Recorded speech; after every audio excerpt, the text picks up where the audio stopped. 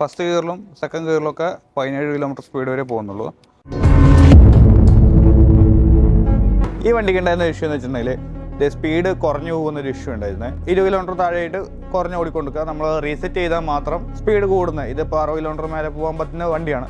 അപ്പോൾ നമ്മളിതിൻ്റെ ഹാർഡ്വെയർ സെക്ഷനെല്ലാം നമ്മൾ ചെക്ക് ചെയ്തിട്ടുണ്ടായിരുന്നു. പക്ഷേ എങ്കിൽ ഹാർഡ്വെയർ സെക്ഷനുകളിലൊന്നും കുഴപ്പം പറ്റിയിട്ടില്ല. അപ്പോൾ റീസെറ്റ് ചെയ്താൽ മാത്രം പോകുന്നതുകൊണ്ട് നമ്മൾ അതിൻ്റെ സോഫ്റ്റ്വെയർ സൈഡ് നമുക്ക് നോക്കാമെന്ന് വെച്ചു. അപ്പോൾ അത് നോക്കി നോക്കും. നമ്മൾ നമുക്ക് സോഫ്റ്റ്വെയറിൽ ഡീറ്റെയിൽസ് വന്നിട്ടുണ്ട്. ഇത് വണ്ടിയായിട്ട് കണക്റ്റ് ആയിട്ടുണ്ടോ നോക്കുവാണ്. നമ്മൾ സോഫ്റ്റ്വെയറുമായിട്ട് വണ്ടി കണക്ട് ചെയ്തിട്ടുണ്ട്. ഇതാണ് നമ്മുടെ വണ്ടീൻ്റെ കംപ്ലയിൻറ്റ്. ഇതിപ്പോൾ ഫസ്റ്റ് ഗിയറിലും സെക്കൻഡ് ഗിയറിലൊക്കെ 17 കിലോമീറ്റർ സ്പീഡ് വരെ പോകുന്നുള്ളൂ. നമുക്ക് ഇതിന് സോഫ്റ്റ്വെയർ വെച്ചിട്ട് ചേഞ്ച് ചെയ്യാം. ഇതതിൻ്റെ റിയൽ ടൈം ഡാറ്റയാണ് കാണിക്കുന്നത്. അതായത് നമ്മളിപ്പോൾ ഇവിടെ ത്രോട്ടിൽ കൊടുത്തു കഴിഞ്ഞാൽ ഇവിടെ കറണ്ട് കാണിക്കും, ഇവിടെ ബാറ്ററി വോൾട്ടേജ് കാണിക്കും, ഇവിടെ വീലിൻ്റെ RPM കാണിക്കും.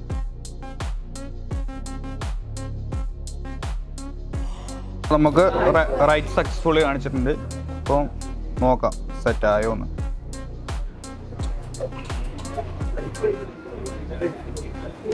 ഫസ്റ്റ് ഗിയറിൽ നമുക്ക് 31 സ്പീഡുണ്ട്. സെക്കൻഡ് ഗിയറിൽ നമുക്ക് 43 സ്പീഡുണ്ട്. ഇപ്പോൾ തേർഡ് ഗിയറിലേക്ക് മാറി 73 കിലോമീറ്റർ സ്പീഡുണ്ട്.